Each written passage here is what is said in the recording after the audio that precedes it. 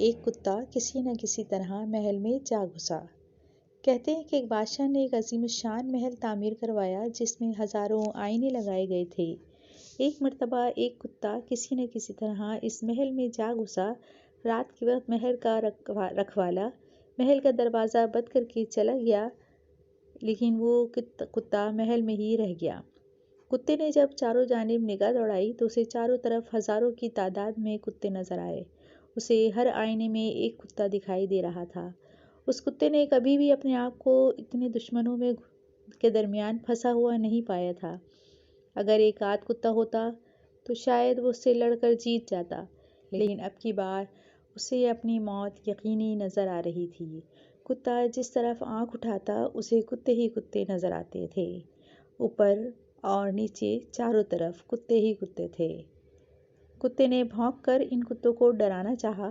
دھیان رہے، آپ جب بھی کسی کو ڈرانا چاہتے ہیں آپ خود ڈرے ہوئے ہوتے ہیں، ورنہ کسی کو ڈرانے کی ضرورت ہی کیا ہے۔ جب کتے نے بھونک کر ان کتوں کو ڈرانے کی کوشش کی تو وہ لاکھوں کتے بھی بھونکنے لگے۔ اس کی نس نس کانپ اٹھی۔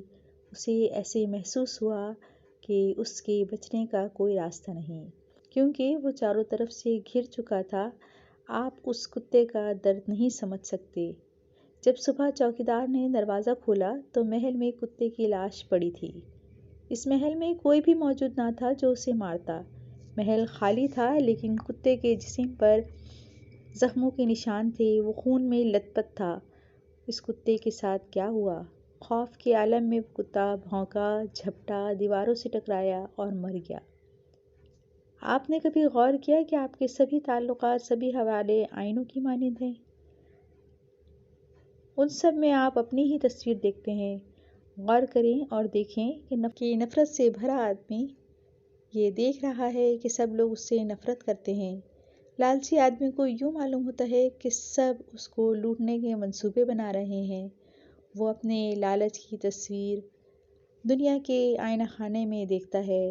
شہوانیت کا مریض سوچتا ہے کہ ساری دنیا اسے جسم پرستی کی دعوت دے رہی ہے۔ آپ جو کچھ بھی ہیں وہی کچھ آپ کو اپنے چاروں طرف دکھائی پڑتا ہے، اور سارا جگ آئینہ ہے جس میں آپ کو اپنا آپ ہی دکھائی پڑ رہا ہوتا ہے۔